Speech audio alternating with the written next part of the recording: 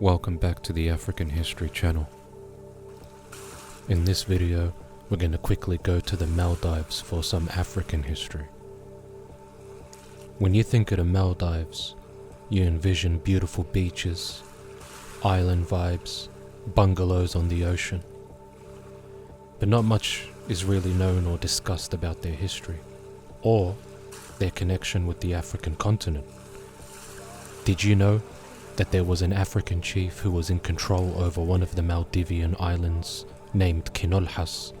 The chief's name was Aziz al-Maqdashawi, or Maqdashawi in Maldivian, which derives from the ancient and modern city Maqdashawi in Somalia.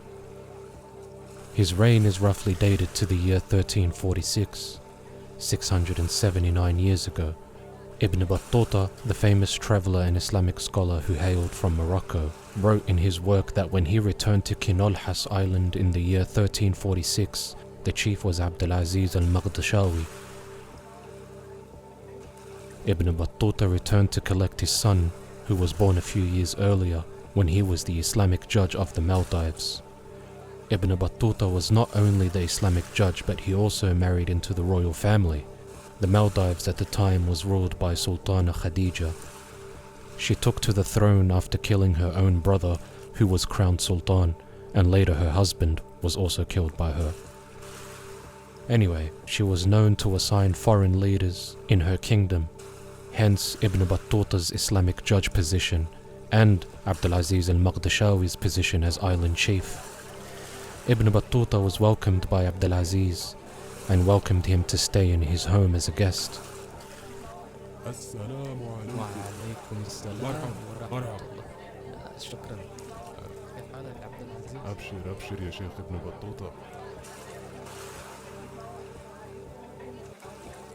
When Ibn Battuta departed, he wrote that Abdulaziz assisted with his journey by giving him a boat to sail to the island of Maldives.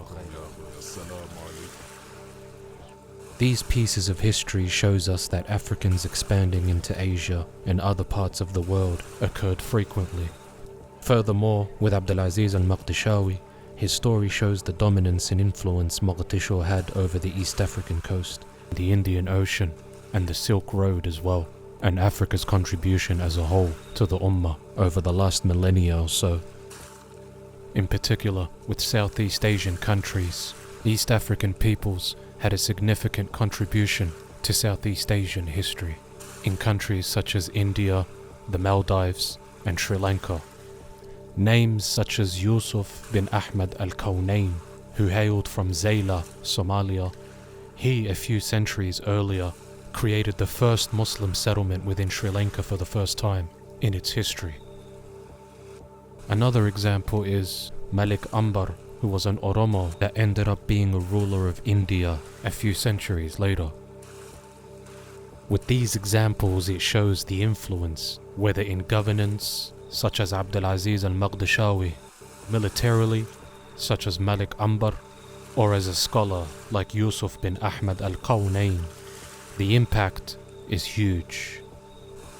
We'll be speaking more about them in upcoming videos. Thank you for tuning in. Please don't forget to like and subscribe for more videos and content.